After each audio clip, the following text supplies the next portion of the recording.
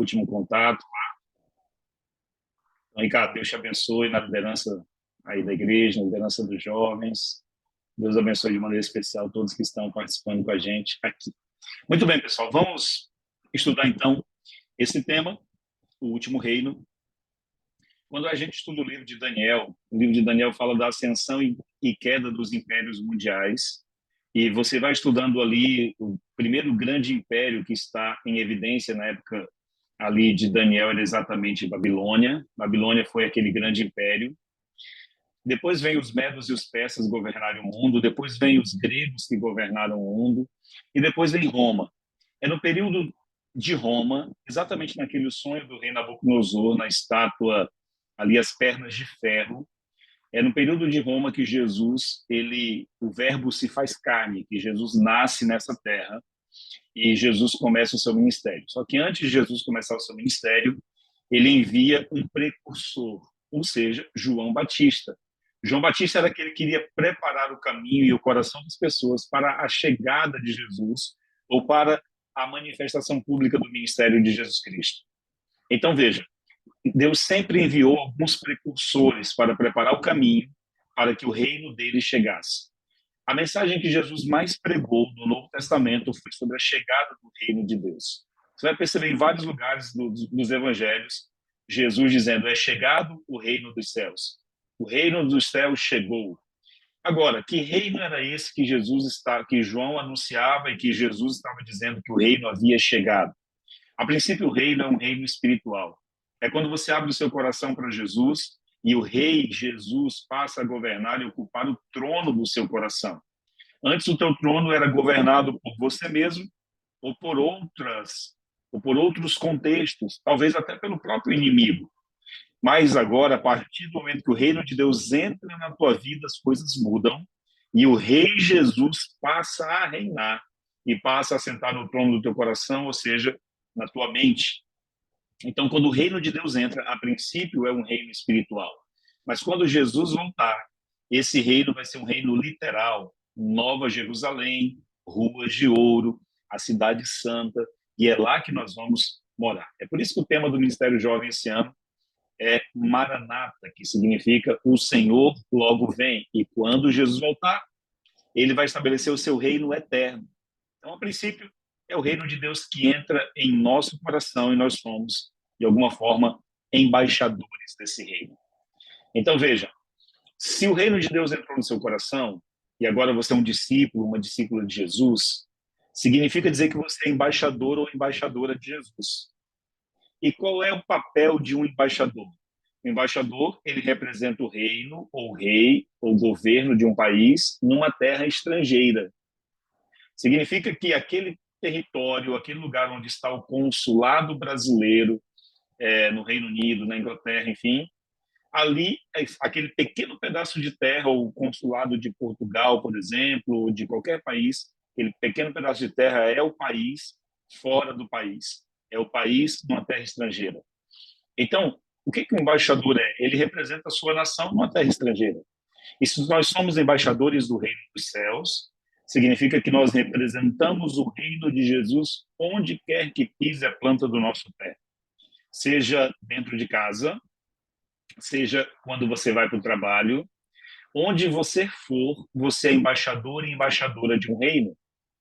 Significa que quando você chega junto o reino.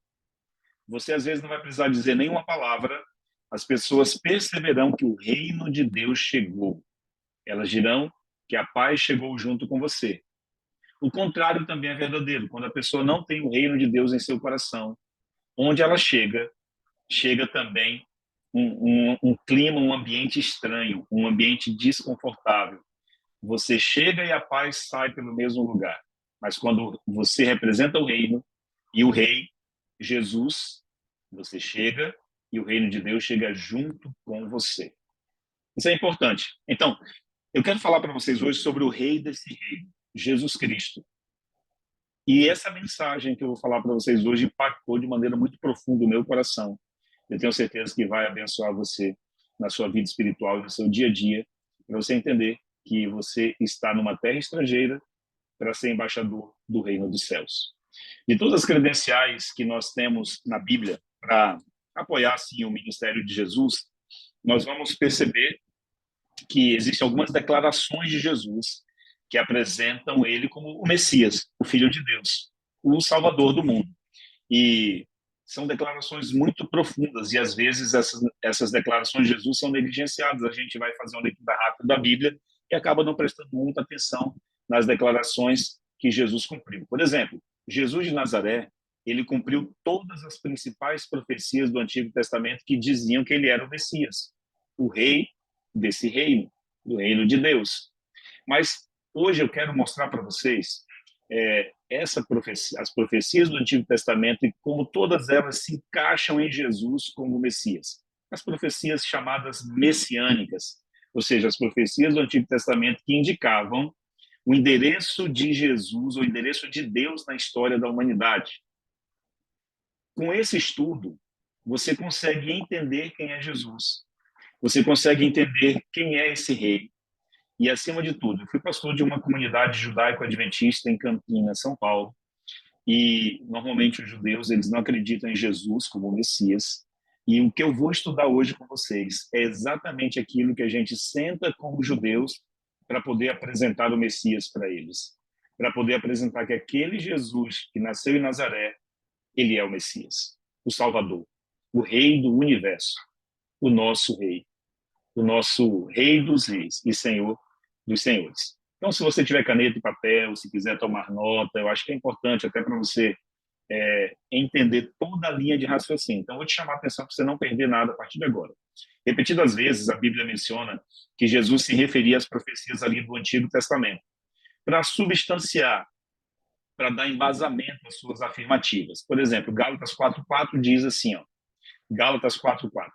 Vindo, porém, à plenitude dos tempos, Deus enviou o seu Filho, nascido de mulher, nascido sob a lei. Ou seja, em resumo, Jesus nasceu no tempo certo da profecia.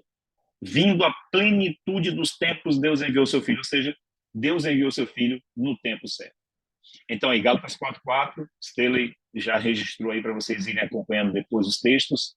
Nós temos também aqui uma referência às profecias sendo cumpridas em Jesus Cristo. Por exemplo, Lucas 24:27. Não vai dar tempo de você procurar, mas eu vou citando os textos, vocês vão tomando nota.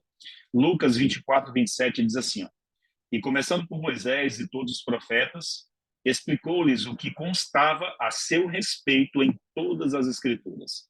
Ou seja, Jesus mesmo começou por Moisés, foi passando ali pelos escritos dos profetas e foi mencionando que aquilo que Moisés escreveu e que os profetas escreveram era a respeito dele, o Messias, o Salvador do mundo. Então, nós vemos ali essa referência. Depois, Jesus disse assim, lá em Lucas 24:4 e depois em João 5:46. Em resumo, Jesus disse assim, são estas as palavras que eu vos falei, estando ainda convosco. Era necessário que se cumprisse tudo o que estava escrito sobre mim na lei de Moisés, nos profetas e nos salmos. Jesus está afirmando claramente, queridos, que sobre ele haviam profecias na lei de Moisés, nos profetas e nos salmos, e que ele era o cumprimento das profecias que estavam ali no Antigo Testamento. Um detalhe muito importante para vocês entenderem a tensão que rolava enquanto Jesus falava isso, a tensão que acontecia naquele momento. Os inimigos de Jesus, os líderes religiosos, os fariseus, quando Jesus dizia que Moisés havia falado a respeito dele, que os profetas haviam falado a respeito dele, que os salmos falavam a respeito dele como Messias, eles queriam matar Jesus, porque eles não acreditavam que Jesus era o Messias, e eles acreditavam assim, pode vir alguma coisa boa de Nazaré, não é esse o carpinteiro, o filho do carpinteiro, não é esse o filho de José, não é esse o filho de Maria, como pode ele ser o Messias? Sabe por quê, pessoal? Porque os judeus esperavam um Messias poderoso, que viria montando cavalos brancos com uma espada flamejante para destruir o reino romano e a opressão romana sobre o reino de Israel. Então eles esperavam um Messias militar, um Messias guerreiro, um Messias que pegasse em espadas, um Messias que detonasse a nação de Roma e que estabelecesse Israel novamente como a maior potência do mundo. Só que Jesus nasce num lugar simples, nasce em Belém, Ele vem de uma família pobre, de uma família humilde. Então, ele frustra todas as expectativas dos judeus que aguardavam Jesus. E agora, esse Messias, que foi uma decepção para muita gente, ele começa a dizer que ele é o Salvador e que Moisés, que os profetas, que os salmos escreveram a respeito dele. Então, vocês entendem a tensão que está acontecendo entre a audiência de Jesus, entre aqueles que estão ouvindo Jesus. Realmente é algo muito tenso e é algo muito forte. Jesus declarou em João 8,56, tá? Vocês podem ir anotando aí, e diz assim: Abraão, vosso pai, regozijou-se pelo meu dia, por ver o meu dia. Ele o viu e alegrou-se. Quando Jesus disse isso, os fariseus queriam destruir, matar Jesus, porque eles diziam o seguinte: você não tem nem 50 anos e diz que Abraão já te conheceu, que Abraão viu o teu dia. Só um detalhe importante, eu sei que vocês já sabem dessa informação, é só para a título de complemento. Jesus, ele é Deus, criador do universo. O Evangelho de João apresenta Jesus como criador de todas as coisas. O Verbo se fez carne, habitou entre nós, cheio de graça e de verdade. A Bíblia diz assim: tudo que foi criado por intermédio dele, sem ele nada do que foi feito se fez. Se Jesus é o criador do universo, se ele participou lá em Gênesis da criação do mundo, Gênesis capítulo 1, significa que Jesus já existia desde toda a eternidade, antes de nascer de Maria. Quando ele nasce da Virgem Maria, Jesus apenas está se fazendo carne. A Bíblia diz: o Verbo se fez carne. Em outras palavras, ele se fez um de nós.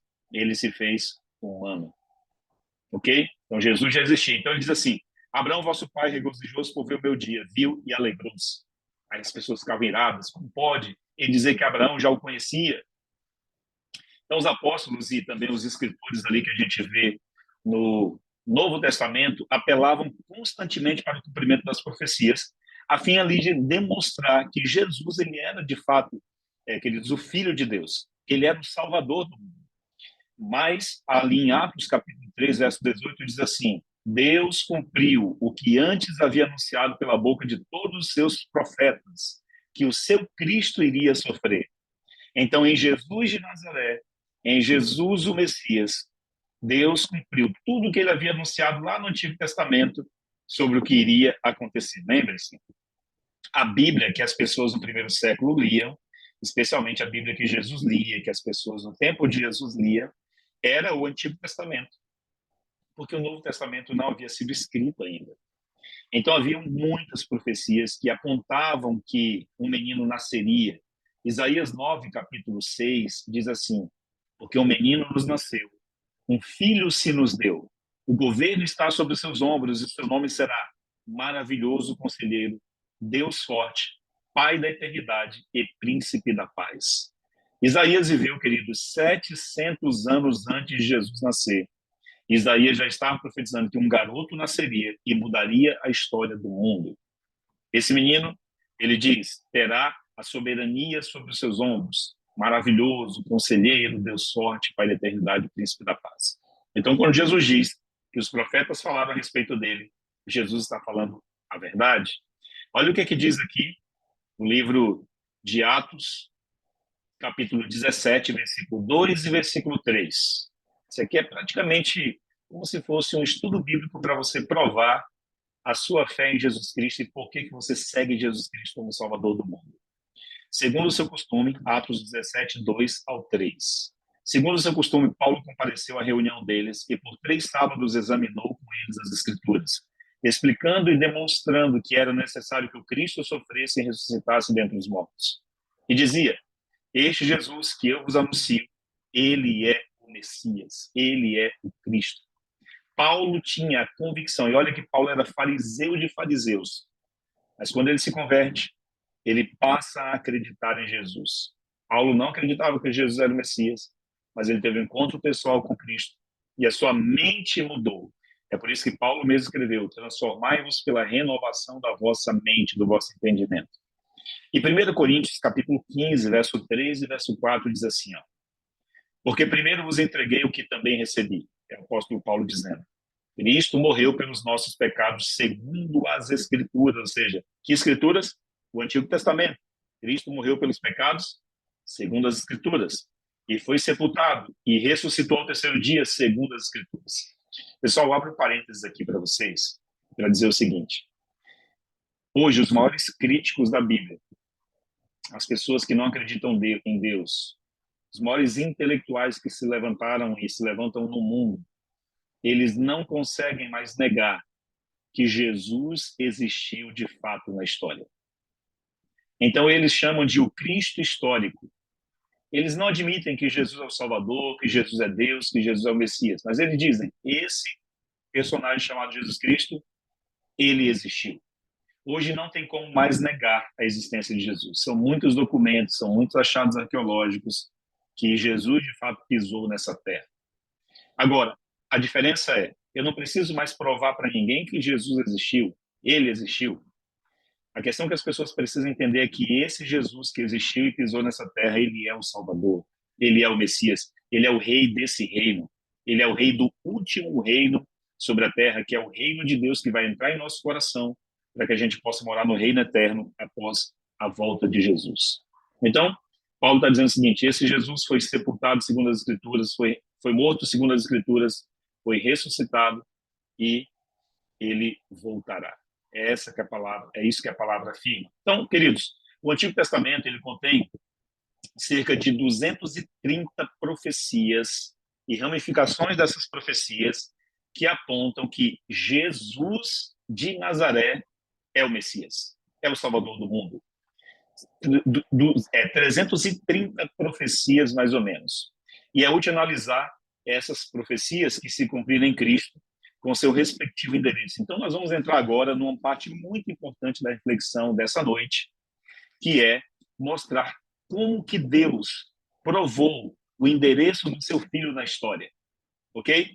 Como que a gente pode provar para alguém que não crê em Jesus que ele é o Messias? E como a nossa fé hoje, você que já crê em Jesus, pode ser fortalecida ao saber que o Jesus que você louva, o Jesus que você se ajoelha para orar, o Jesus que você fala para as pessoas, ele de fato é o Salvador, ele virá para nos buscar. Então, é provável que você nunca tenha pensado, talvez, na importância do seu próprio nome, por exemplo, do seu endereço. No entanto, esses detalhes sobre você e sobre a maioria dos 8 bilhões de seres humanos na Terra fazem grande diferença. Por exemplo, o seu nome completo e o seu endereço te diferencia da maioria dos 8 bilhões de seres humanos na história. Você já parou para pensar nisso? Então, perceba, se o teu endereço e o teu nome completo te diferencia da maioria de 8 bilhões de seres humanos na história, a grande questão é, de tantas pessoas que pisaram nessa terra, como que Deus iria diferenciar o seu filho, o Salvador do mundo que ele enviou para a terra? Como que Deus iria diferenciar? Um outro detalhe importante, pessoal. Na época de Jesus, no tempo de Jesus, em Jerusalém, já haviam se levantado 40 outras pessoas dizendo que eram o Messias, que eram o Salvador. Ou seja, o diabo motivou cerca de 40 homens a se levantarem em Israel e anunciarem falsamente que eram o Messias. Então, Jesus nasce, Jesus cresce num contexto onde haviam muitas outras pessoas fakes, pessoas que diziam que era o Messias. Se tivesse só aparecido Jesus, seria muito mais fácil, mas o inimigo sempre levanta a contrafação. Como Deus iria diferenciar o seu Messias, o seu Salvador? Então, nós vamos entrar agora nesse ponto. Com muitos detalhes, Deus escreveu o endereço na história, destacando ali o seu filho como o Messias, o Salvador da humanidade. E, de qualquer forma, outra pessoa teria vivido na história passada, presente ou futura, a gente pode identificar quem é Jesus Cristo. Então, os detalhes, queridos, específicos desse endereço de Jesus na história são encontrados no Antigo Testamento. A principal chave para a gente entender quem é Jesus está lá no Antigo Testamento. Assim também, como a principal chave para você entender todas as profecias de Daniel e Apocalipse está no Antigo Testamento. O Antigo Testamento é um documento escrito durante um período de 1.600 anos, aliás, 1.000 anos mais ou menos. A Bíblia inteira levou 1.600 anos aproximadamente para ser escrita, mas o Antigo Testamento, mais ou menos 1.000 anos. E contém mais de 300 referências à vinda de Jesus como Messias, só no Antigo Testamento. Mais de 300 referências. Então, quando a gente utiliza, por exemplo, a ciência das probabilidades, nós vemos que a chance de apenas 48 dessas mais de 300 profecias se cumprirem em uma única pessoa é uma chance infinitesimal. Essa é a palavra, ou seja, é impossível que pelo menos 48 só dessas profecias se cumprissem de maneira aleatória numa pessoa só. Então, veja, a probabilidade de o endereço de Deus combinar com o de um único homem é ainda mais complicado pelo fato de todas as profecias a respeito do Messias terem sido feitas pelo menos 400 anos antes do nascimento de Jesus. Olha que fantástico, queridos. 400 anos antes, no mínimo, são as profecias que diziam que Jesus de Nazaré seria o Messias. E alguns até alegam que essas profecias do Antigo Testamento foram transcritas depois do tempo de Cristo e fabricadas para coincidir com os acontecimentos da vida de Jesus. Eles acharam tão incrível que tudo estava se cumprindo em Jesus de Nazaré que os críticos se levantavam e diziam o seguinte: não, essas profecias aí só podem ter acontecido depois. Isso até poderia ser assim estudado com mais detalhes, mas o que a gente pode aprender aqui é exatamente que Jesus nasce num tempo muito, muito especial da história e começa a reescrever a história da humanidade. Tanto é que a história da humanidade é dividida em antes de Cristo e depois de Cristo. Jesus dividiu a história. Então, Deus estava escrevendo um endereço na história que somente o seu Messias poderia cumprir, somente poderia se encaixar no Messias dele. Aproximadamente, como eu disse, 40 homens se levantaram no tempo de Jesus e afirmaram que era o Messias. É para confundir as pessoas. O diabo tem esse papel de confundir as pessoas, mas aqueles que conhecem a verdade nunca serão confundidos. Os especialistas em notas de dinheiro, quando eles vão estudar sobre isso, eles sempre analisam as notas verdadeiras e passam muito tempo analisando as notas verdadeiras. Eles não dão atenção para as notas falsas. Sabe por quê? Porque como eles se especializam na verdadeira, quando eles pegam uma nota falsa na mão, pela textura, pelo formato, pelo desenho, pela marca d'água, eles já percebem que aquela nota é falsa, porque eles se especializaram na verdadeira. Então, quando a gente se especializa na Bíblia, na verdade bíblica, tudo que é falso, tudo que é fora do Evangelho, você já identifica de cara com o seu discernimento espiritual, porque você se especializou em estudar a verdade. Então, por isso que se a gente estudar as profecias do Antigo Testamento, que falam de Jesus como Messias, ninguém nunca vai enganar vocês sobre esse assunto. Então, Jesus apelou para as profecias do Antigo Testamento para dar base para as suas próprias afirmações. Isso aqui é importante. Para começar, por exemplo, nós temos Gênesis 3,15. O que diz Gênesis 3,15? Nós encontramos aqui a primeira profecia messiânica da Bíblia, ou seja, a primeira profecia que anuncia que Jesus viria a esse mundo. Está lá e diz assim: porém, inimizade entre ti e a mulher, entre a tua descendência e a descendência dela. Esta te ferirá a cabeça e tu lhe ferirás o calcanhar. Então, essa profecia, ela só poderia referir-se a um homem em toda a Escritura. Por que essa primeira profecia messiânica? Logo após a queda de Adão e Eva, Deus deixa muito claro que Satanás receberia uma ferida na cabeça, que o descendente da mulher, ou seja, Jesus, iria ferir Satanás na cabeça e destruir Satanás para sempre, enquanto Satanás iria ferir apenas o calcanhar. Ou seja, a ferida de Satanás sobre o Messias não seria uma ferida definitiva, porque Jesus ressuscitou. Agora veja, ninguém a não ser Jesus poderia ser citado como o filho da mulher ou a semente da mulher. Todos os demais homens na história da Bíblia são mencionados como sementes do homem. Jesus, o Messias, é o único que é mencionado como semente da mulher. Você vai ver outras versões fazem também a mesma afirmativa quando identificam que aquele que vence Satanás, ele é a semente da mulher. Outras versões da Bíblia também falam isso, quando em todos os demais instantes a Bíblia menciona que os descendentes eram sempre da linhagem do homem. Só Jesus, o Messias, é mencionado como da linhagem ou da descendência ou da semente da mulher. Então, Jesus se encaixa nessa profecia de Gênesis capítulo 3, versículo 15. Esse descendente, por exemplo, essa semente, virá ao mundo para destruir as obras de Satanás.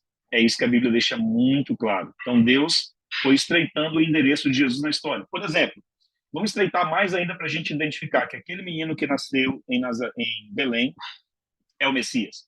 Por exemplo, irmãos, prestem muita atenção agora nessa linha de raciocínio. Noé tinha 3 filhos, certo? Sem, Cão e Jafé. Nome dos 3 filhos de Noé. Todas as nações do mundo remontam a esses 3 homens.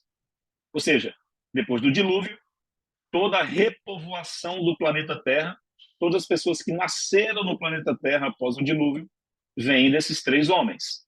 Faz sentido para você isso? Só haviam eles. Havia Noé, já velhinho, a esposa de Noé, os 3 filhos de Noé e as 3 noras de Noé. Então, todo mundo que nasceu na Terra vem de Sem, Cão e Jafé. Ok? Mas Deus eliminou efetivamente 2/3 da raça humana, da linhagem do Messias, destacando especificamente que o Messias viria da linhagem de Sem, esse filho de Noé. Ou seja, Jesus não seria da linhagem ou da descendência nem de Cão e nem de Jafé. Seria da descendência de Sem. Então, para você que quer investigar o endereço de Deus na história, precisa saber dessa informação, que Jesus veio da linhagem de Sem. Vamos estreitar um pouco mais para a gente achar esse endereço? Continuando então, até 2000, ano 2000 antes de Cristo ainda, 2000 antes de Cristo. Nós encontramos Deus chamando um homem chamado Abraão. Deus chama Abraão para sair da cidade de Ur dos Caldeus. Com Abraão, Deus foi mais específico ainda, anunciando que o Messias sairia da descendência de Abraão e que todas as famílias da terra seriam abençoadas por meio de Abraão. Está lá em Gênesis, capítulo 12, versículos 1 ao 3. Todas as famílias da terra seriam abençoadas por meio de Abraão. E vários outros textos de Gênesis. Agora, quando Abraão teve filhos, Abraão teve 2 filhos, vocês vão lembrar muito bem. Isaque e Ismael. Aliás, primeiro Ismael, depois Isaque. Isaque era o filho da promessa. Ismael era o filho da escrava. Vocês lembram muito bem. Abraão já era velhinho. Deus prometeu que ele teria um filho. Sara não teve paciência de esperar, ofereceu a serva dela, enfim, acabou nascendo Ismael, depois do filho da promessa nasce. Entendam bem, Jesus viria da descendência de Sem, filho de Noé. Aí depois nasce Abraão. Abraão lá por volta do ano 2000 a.C. De Abraão nascem 2 filhos, Isaque e Ismael. Quando Abraão teve esses 2 filhos, muitos dos descendentes de Abraão foram eliminados quando Deus escolheu o seu segundo filho, Isaque, como o progenitor, ou como da linhagem do Messias, como aquele que iria gerar. O Messias sairia dessa linhagem de Isaque. Gênesis 17, versículo 19 até o versículo 21. Isaque também teve 2 filhos, Jacó e Esaú. Deus escolheu a linhagem de Jacó para que o Messias viesse. Lembra lá, Gênesis capítulo 28, versículos 1 ao 4, a Bíblia diz assim, ó, uma estrela procederá de Jacó. Então, essa profecia tem a ver com o Messias. Quem é essa estrela? É Jesus, que viria da descendência ali de Jacó. Vocês vão lembrar agora que Jacó teve 12 filhos, certo? Cujos descendentes deram origem às 12 tribos de Israel. Então, agora, Deus separou a tribo de Judá para que o Messias viesse da linhagem da tribo de Judá. 11 tribos foram eliminadas da linhagem do Messias e só uma tribo foi escolhida para que o Messias pudesse vir dela, a tribo de Judá. É por isso, queridos, que Jesus é conhecido como o leão da tribo de Judá. Ele vem da descendência da tribo ali de Judá. Então, olha que interessante. E de todas as linhagens familiares dentro da tribo de Judá, que tinha muita gente nessa tribo, Deus escolheu a linhagem de Jessé. Jessé era da tribo de Judá. Então nós vemos mais uma vez o estreitamento do endereço de Deus na história, do endereço do Filho de Deus. Agora vocês vão lembrar que Jessé tinha 8 filhos. 8 filhos. Está lá em 2 Samuel, capítulo 7, verso 12 ao verso 16, tá bom? Está lá em Jeremias também, 23, verso 5. Deus eliminou 7 dos 8 filhos, assim, para serem progenitores do Messias. Então, da família de Jessé, dos 8 filhos de Jessé, o Messias viria da descendência agora de Davi. Deus escolheu que o Messias seria da descendência de Davi. É por isso que Jesus é conhecido como Jesus, filho de Davi. Olha que interessante. Assim, em termos de linhagem, de descendência, o Messias teria de nascer da semente da mulher. Fazendo um resumo só para você entender melhor, uma recapitulação, tá bom?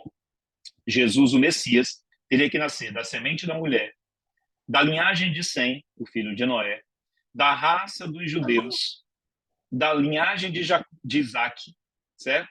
Da linha de Jacó também, da linhagem da tribo de Judá, da família de Jessé, Jesus tinha que vir da casa de Davi.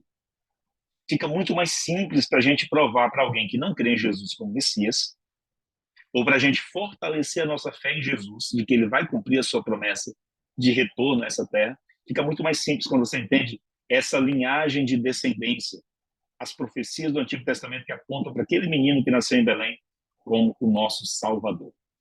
Olha que texto impressionante que eu quero ler com vocês agora.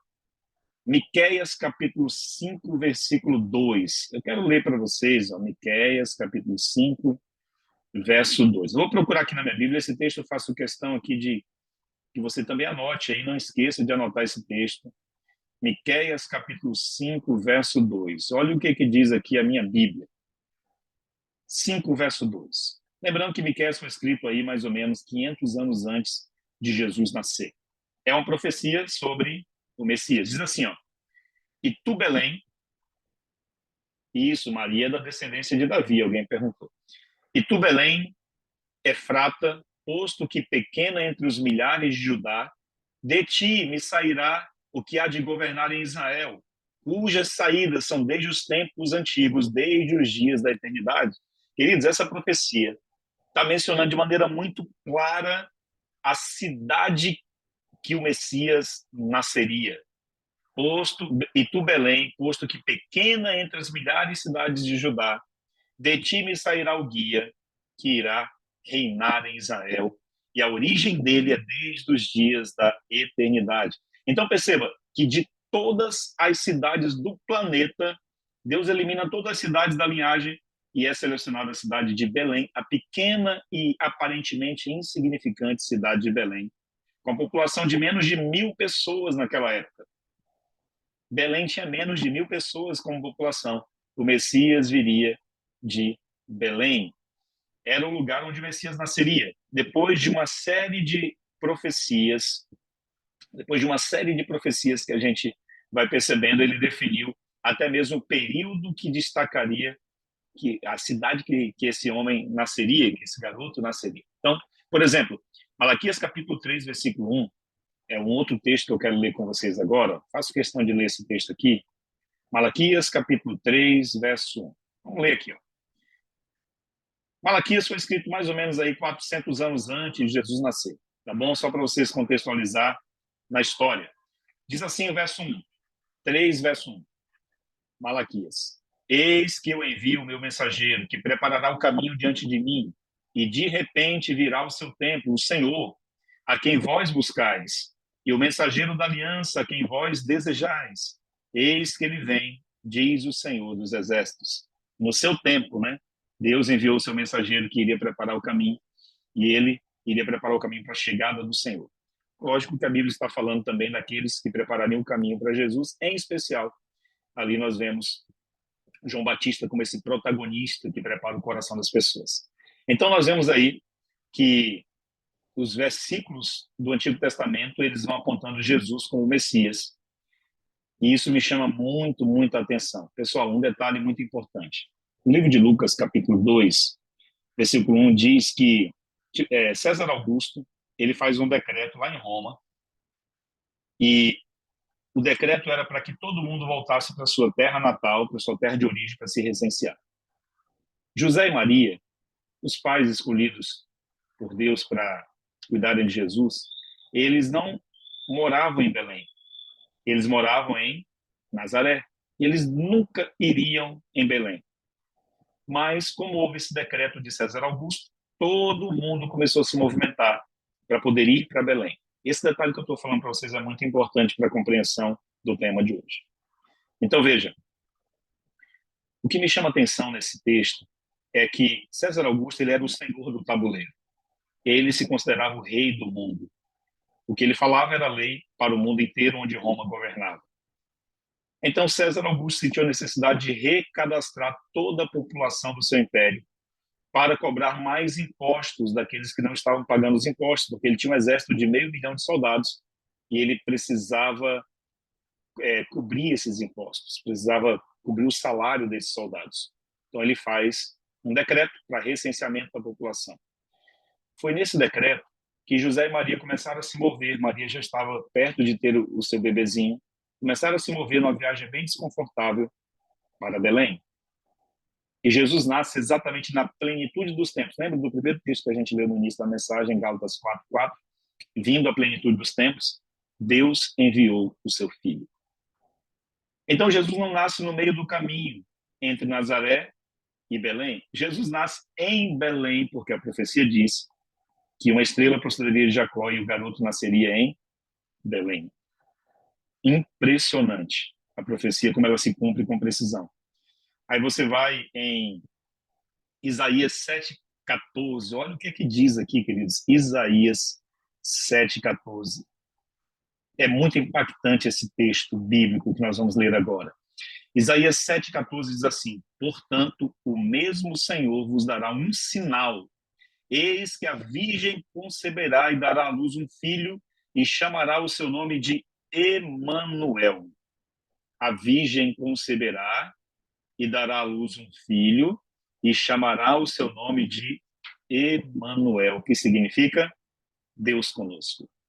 Isaías viveu 7 séculos antes de Jesus nascer e ele disse que o Jesus nasceria de uma virgem e disse o nome Emanuel, Deus conosco. Então, olha que impressionante. Não seria um nascimento natural, seria uma concepção sobrenatural. Era um critério que ia além do planejamento ou do controle humano. Diversas profecias documentadas aqui em Isaías e nos Salmos também descrevem o clima social e a resposta que o homem de Deus encontraria nesse contexto aí do nascimento de Jesus. O seu próprio povo ali, os judeus, por exemplo, rejeitariam ele como Messias. Os gentios, diz a Bíblia, creriam nele. Quem eram os gentios? As nações ao redor de Israel, as nações consideradas pagãs. Agora, eu vou ler o que está escrito no Salmo 22 e você vai ficar impressionado. Salmo 22. Abra comigo aí, Salmo 22. Olha o que está escrito aqui. Eu vou ler o verso 1 para vocês. Olha o que diz, Salmo 22, verso 1. Deus meu, por que me desamparaste? Por que te alongas do meu auxílio as tuas palavras, as palavras do meu bramido?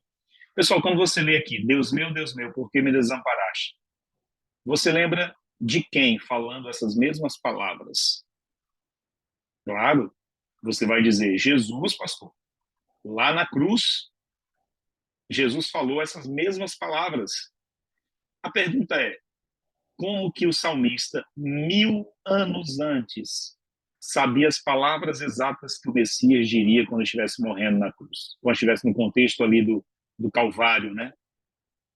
É porque Deus, ele olha para o futuro e diz para o salmista escrever aquilo que iria exatamente acontecer.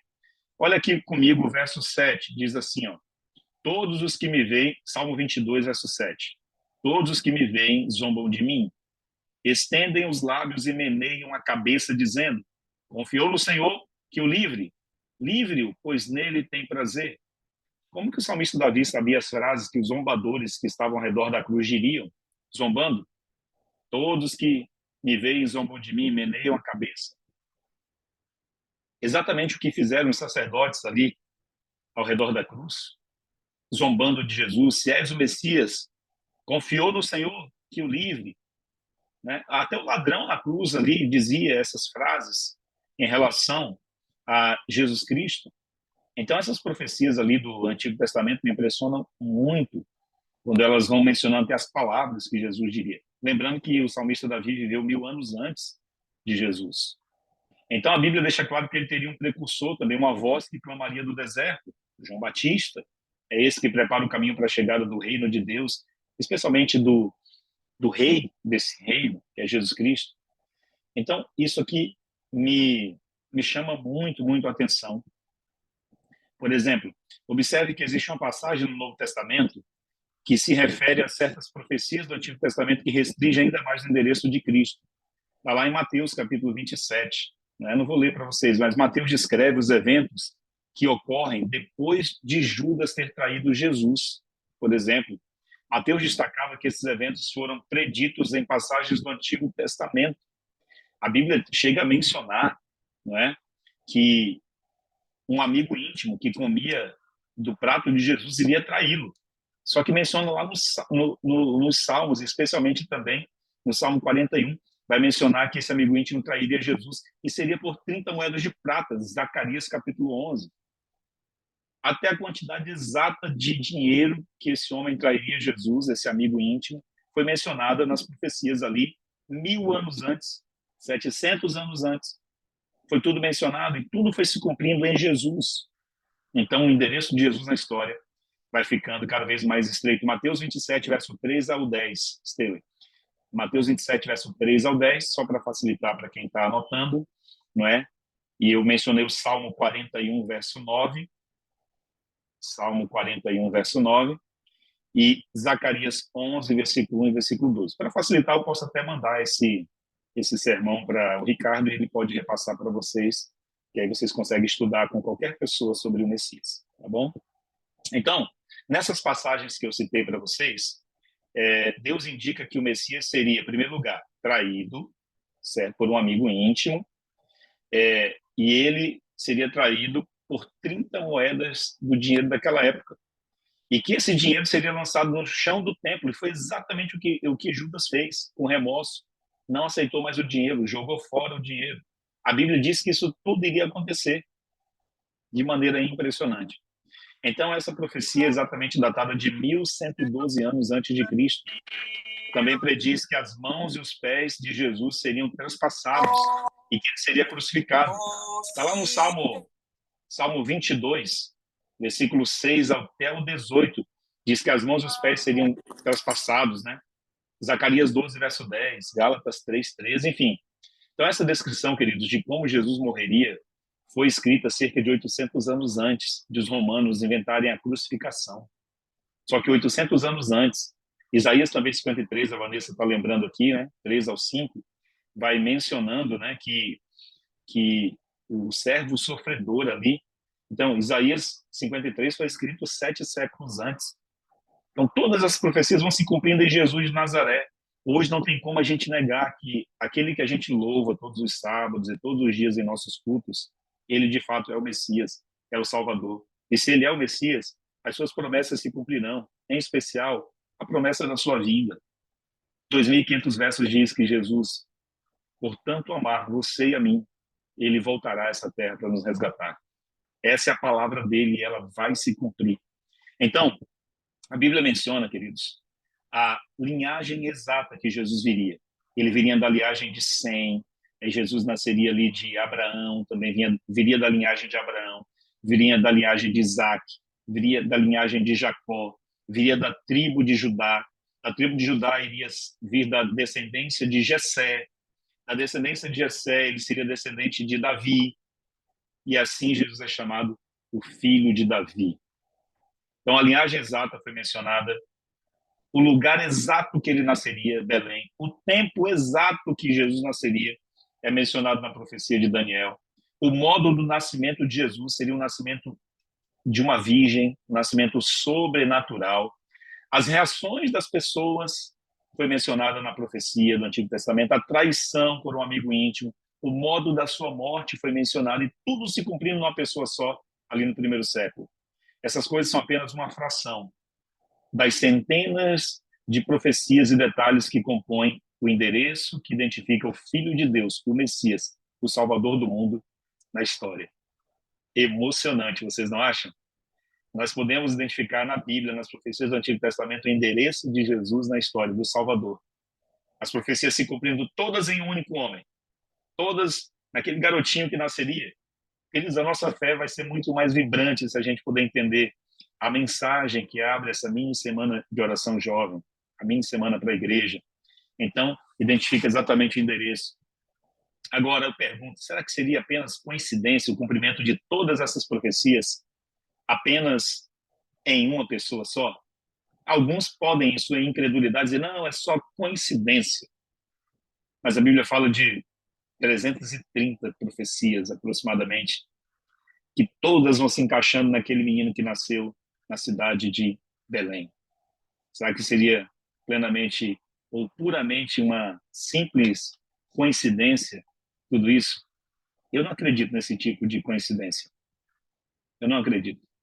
Agora, entenda, existem várias objeções com relação a Jesus Cristo. Sempre opositores irão se levantar para poder atacar a sua fé em Jesus. Sempre vários opositores irão se levantar. Quando Herodes ele pergunta para os principais sacerdotes onde Cristo nasceria, lembra quando os reis magos foram visitar o rei Herodes porque eles estavam seguindo a estrela e queriam chegar no lugar do nascimento do rei dos judeus? E eles vão até Herodes e perguntam, Herodes ficou surpreso, não sabia dessa profecia. E aí Herodes consulta os sacerdotes dizem, não, a profecia diz que ele nasceu em Belém da Judéia, porque estava escrito, está lá em Mateus capítulo 2, verso 5. 2, verso 5. Então, o que me chama a atenção é que Herodes entendeu, e o Herodes disse assim, então vocês que são os reis magos, vão lá, quando vocês acharem o endereço desse Messias, desse rei, vocês voltem aqui no palácio e me avisem, porque eu também quero ir adorá-lo. Era mentira do Herodes. Ele era apenas uma marionete nas mãos do diabo para poder estar na frente do povo de Deus. Tanto é que quando os reis magos foram avisados, que os sábios, na verdade, né, foram avisados que não voltassem para o palácio do rei Herodes, porque o rei era mau, esse rei ficou tão indignado que mandou matar todas as crianças de 2 anos para baixo da região. A intenção era matar Jesus. Ele não conseguiu, porque o anjo avisa José e Maria para levarem Jesus para o Egito, passar um tempo no Egito. Então, Jesus mora ainda um tempo no Egito para poder depois voltar. Então, o que me chama muita atenção quando eu analiso o endereço de Deus na história é exatamente que essas profecias vão se cumprindo todas em um homem só, todas em Jesus Cristo. E eu encerro essa reflexão, queridos, dizendo o seguinte, Ezequiel 36, versículo 26. Deixo 2 versos para vocês nesse final. Ezequiel 36, versículo 26 diz assim, também vos darei um coração novo e porei um espírito novo dentro de vós. Tirarei de vocês o coração de pedra e vos darei um coração de carne. Deus está dizendo, vocês são incrédulos, o coração de vocês é mau, mas se vocês aceitarem o meu Messias, o meu Salvador, se o reino de Deus entrar na tua vida, Deus vai fazer um transplante no seu coração, vai te dar um coração novo, um espírito novo, vai tirar o coração de pedra e colocar um coração de carne capaz de amar, capaz de ser sensível, de ter empatia com as pessoas, de se colocar no lugar da dor do outro, de olhar para aquele que caiu, que pecou, que vacilou, olhar para ele e sentir a dor dele e agir como Cristo agiu com aqueles que pecaram e caíram. É esse comportamento que muitas vezes a gente se afasta do evangelho de Jesus. Quando o reino de Deus entra no nosso coração, nós somos mais amáveis com as pessoas que erram. Aquela mulher foi pega em adultério. A lei de Moisés dizia que tais mulheres deveriam ser apedrejadas e mortas. Pena de morte para quem fosse pego em adultério. Levaram até Jesus. E Jesus diz, se você tiver sem nenhum pecado, atire a primeira pedra. Jesus disse isso para quem? Para os líderes religiosos mais poderosos da nação. Todos eles saíram, não jogaram as pedras, não executaram o que a lei de Moisés dizia, que era para matar a mulher adúltera. E aí Jesus olha para ela e diz assim, eu também não te condeno. Vai e não peques mais.